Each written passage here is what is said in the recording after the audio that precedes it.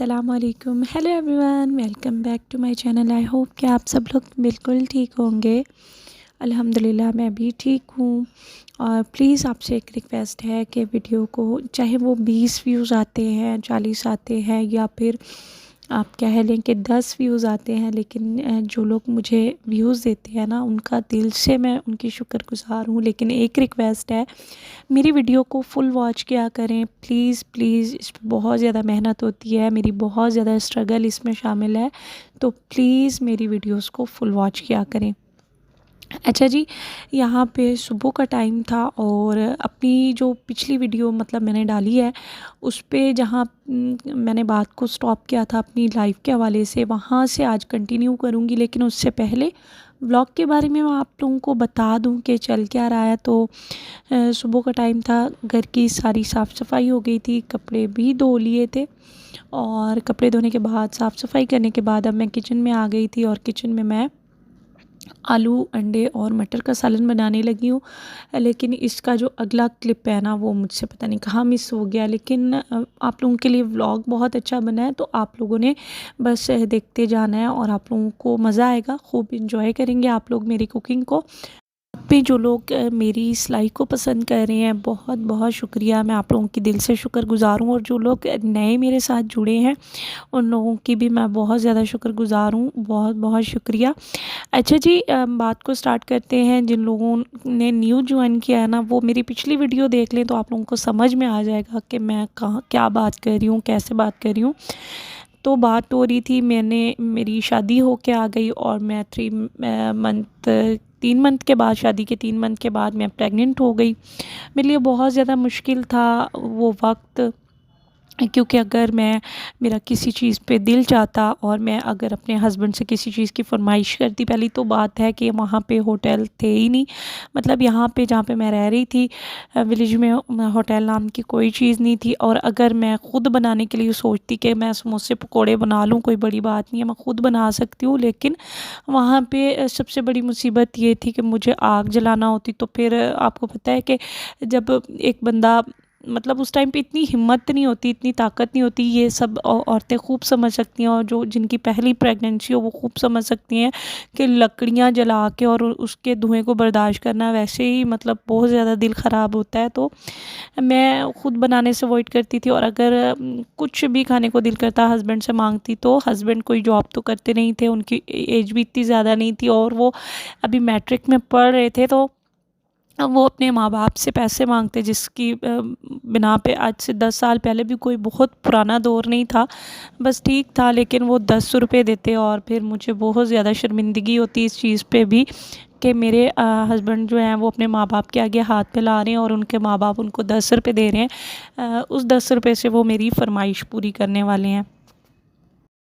जो 3 मंथ थे मेरी प्रेगनेंसी को, वो बहुत मुश्किल गुज़रे, क्योंकि उस टाइम पे कुछ खाने को दिल नहीं करता था। और अगर मैं कुछ खाने के लिए कुछ मतलब वो दिल करता भी तो वो चीज़ अवेल नहीं होती थी। तो फिर मैंने ना भूखा रहना स्टार्ट कर दिया। मैं नहीं खाती थी, बिल्कुल भी खाना नहीं खाती थी, बस पानी पे गुजारा हो जाता था।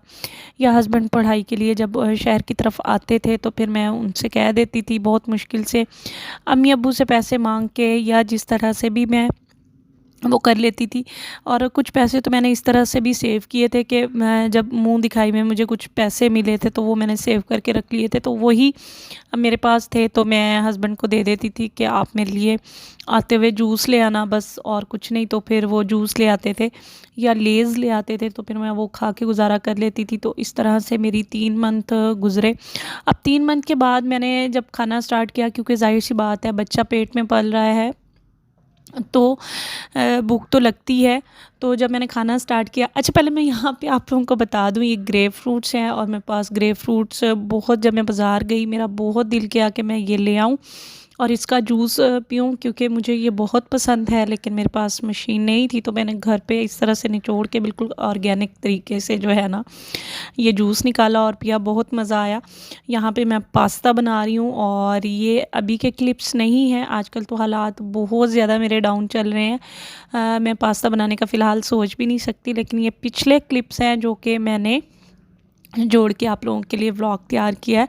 तो ये भी मैंने पास्ता जब बनाया था तो इस वजह से बनाया था कि मैं इसको सेल कर सकूं, साथ ही में एकेडमी है तो वहाँ पे मैं सेल करती हूँ। अच्छा, मैं आप लोगों को बता रही थी कि फिर जब मैंने खाना स्टार्ट किया मुझे भूख लगती थी बहुत ज़्यादा। तो फिर सबको यहाँ पे वहम होना स्टार्ट हो गया कि गरम चीज़ें नहीं खाओ, गरम चीज़ें खाने से जो बच्चा है ना वो क्या होगा कि उसको गर्मी हो जाएगी, पीलिया हो जाएगा। मतलब जो देहात की औरतें होती हैं ना वो बहुत डीप सोचती हैं बहुत। और वैसे भी हमारे घर में पहला बच्चा था, पहली प्रेगनेंसी थी, 3-4 सासें थीं, तो उनके औलाद तो थी नहीं, तो उनको बहुत ज़्यादा इस चीज़ का भी था कि ऐसे नहीं करो, ऐसे करो, ऐसे नहीं, ये नहीं खाओ, इस तरह। मतलब गाँव की औरतें बहुत अजीब तरीके से सोचती हैं कि आप इस तरह से नहीं करना, ये हो जाएगा, आप अगर बाहर निकलोगी कोई आपका मतलब देखेगा तो नज़र मार देगा मतलब। और फिर मेरी प्रेगनेंसी में मतलब गर्मियाँ स्टार्ट हो गई और थोड़े से करीब के दिन थे, मतलब मेरे ख्याल से छठा या सातवां मंथ था। तो फिर ये वहम स्टार्ट हो गया कि अगर मैं ठंडी चीज़ें खाऊंगी, और मेरा बहुत ज़्यादा दिल करता था। यहाँ पे मुल्तान साइड पे आप लोग देख सकते कितनी गर्मी होती है, बहुत ज़्यादा।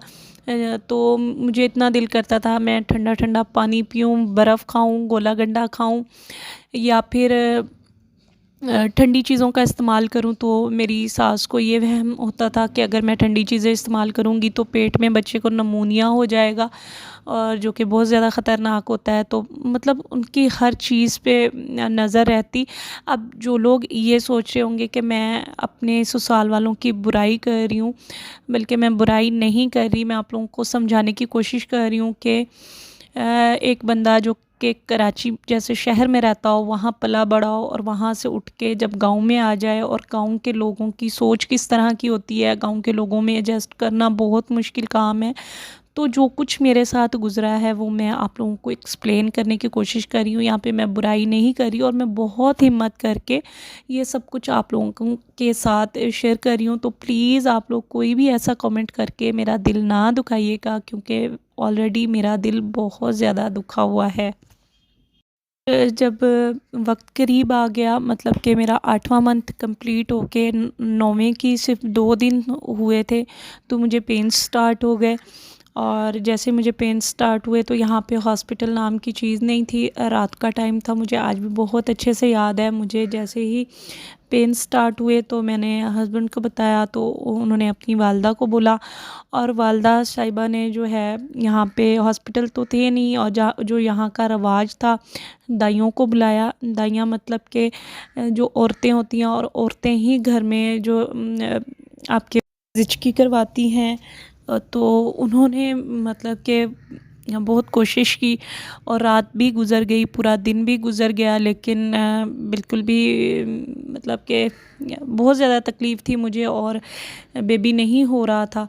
तो फिर मैंने अपनी अम्मी को कॉल की यहाँ, और वो बहुत दूर थी, कराची में थी उस टाइम पे। तो उन्होंने बहुत मिन्नत समाजत की कि नहीं, ऐसा नहीं है, आप लोग हॉस्पिटल लेके जाएं। और वहाँ से मैं बाइक पे बैठी, दर्दों के साथ, इतने ज़्यादा पेन मुझे लगे हुए थे, और वहाँ पे गाड़ी नाम की तो चीज़ थी ही नहीं। तो मुझे बाइक पे लेके आया गया, और मैं बाइक पे आई शहर, और शहर में आके फिर मैं हॉस्पिटल में एडमिट हुई। और मेरी बेटी जो है, सबसे पहले तो डॉक्टर ने जब मेरा हाल देखा, तो डॉक्टर ने मेरे साथ मेरे ससुर थे, और एक मेरी सास थी जो कि सबसे बड़ी वाली थी, वो बहुत ज़ईफ़ थी, तो वो थी मेरे साथ। तो उन दोनों को बहुत ज़्यादा पहले उनकी क्लास लगाई, बहुत ज़्यादा डांटा कि आप लोग किस दौर में, किस जहालत में ज़िंदगी गुजार रहे हैं, तो ये आप लोगों ने क्या किया हुआ है, और इस तरह से बातें।